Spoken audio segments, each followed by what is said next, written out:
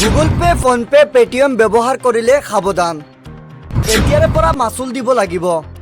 Free হৈ নাথাকে UPI ব্যৱহাৰ। বেংকৰ ডাঙৰ ঘোষণা। এই সন্দৰ্ভত জনাই আছোঁ সবিশেষ।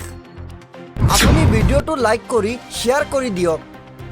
গুগল পে, ফোনপে, পেটিএম ব্যৱহাৰ কৰিলে সাৱধান। ডিজিটেল পেমেণ্টৰ বাবে এতিয়াৰে পৰা দিব লাগিব মাচুল। বৰ্তমান সময়ত ভাৰতত ইউনিফাইড পেমেণ্টছ ইণ্টাৰফেচ চমুকৈ UPIৰ দ্বাৰা অতি সহজ হৈ পৰিছে পেমেণ্টছ দিয়া। বহুতে নিজৰ ব্যক্তিগত খৰচ যেনে বাছৰ ভাড়া, চাহ ৰুটি আদি খোৱাৰ বাবদ বা অন্যান্য দৈনিক কাম কাজৰ বাবে UPI ব্যৱহাৰ কৰে। আনহাতে বহুতে আকৌ ব্যৱসায় বাণিজ্যৰ ধন লেনদেনৰ বাবে ব্যৱহাৰ কৰে এই ডিজিটেল পেমেণ্ট ব্যৱস্থাৰ যোগেদি। কিন্তু 5ৰ পৰা 10 টকা একেবাৰে কম পৰিমাণৰ ধনৰ লেনদেনৰ UPIৰ দ্বাৰা কৰাৰ ফলত এক প্ৰকাৰে সমস্যা পৰিছে বেংকসমূহ আৰু ইয়াৰ বাবে সম্ভৱতঃ ভৱিষ্যতত UPI পেমেণ্টৰ ক্ষেত্ৰত মাচুল পৰিশোধ কৰিবলগীয়া হ'ব পাৰে।